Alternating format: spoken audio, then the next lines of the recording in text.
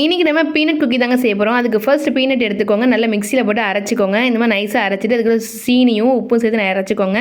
இதுக்கு தேங்காய் சேர்த்து நல்லா அரைச்சிங்கன்னா இந்த மாதிரி திக்னஸில் பதத்தில் வரும். அடுத்தது அரைக்கப்பழக்கம் மைதா மாவு, அதுக்குள்ள சோடா உப்பு கொஞ்சமாக சேர்த்து நல்லா ஜலிச்சிக்கோங்க.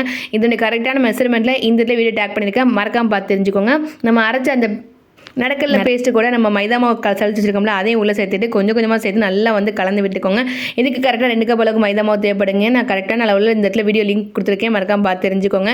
இப்போ நமக்கு மாவுலாம் இந்த அளவுக்கு கெட்டியான பிறகு இதில் தேவையான நட்ஸ் போட்டுக்கோங்க. ட்ரை ஃப்ரூட்ஸ் இருக்குல்ல, அது எல்லாமே சேர்த்துக்கோங்க. சேர்த்து நல்லா கலந்து விட்டுக்கோங்க. கலந்து விட்டு சின்ன சின்ன பால்ஸாக போட்டு லைட்டாக தட்டி விட்டு நம்ம பாத்திரத்தில் மண் போட்டு கலவடை போட்டு அதுக்கு மேலே ஒரு 10 நிமிஷம் ப்ரீ ஹீட் பண்ணிவிட்டு இதை உள்ளே வச்சு நல்லா வேக வச்சு எடுத்திங்கனாக்கா நம்மளுடைய சூப்பரான சுவையில் அருமையான டேஸ்ட்டில் வாயில் வச்சோடனே கரையக்கூடிய அளவுக்கு சுவையில் பட்டர் பிஸ்கெட்டை தோற்று போகிற அளவுக்கு டேஸ்ட்டில் நம்மளுடைய பீனட் குக்கி சூப்பர் தயாராகிடுங்க. கண்டிப்பாக வீடியோ பிடிச்சிருக்கு நம்புறேன். பிடிச்சி நம்ம லைக் போட்டுருங்க. நீங்கள் நம்ம சேனல் சப்ஸ்கிரைப் பண்ணுங்கன்னா சப்ஸ்கிரைப் பண்ணிக்கோங்க. தேங்க்யூ.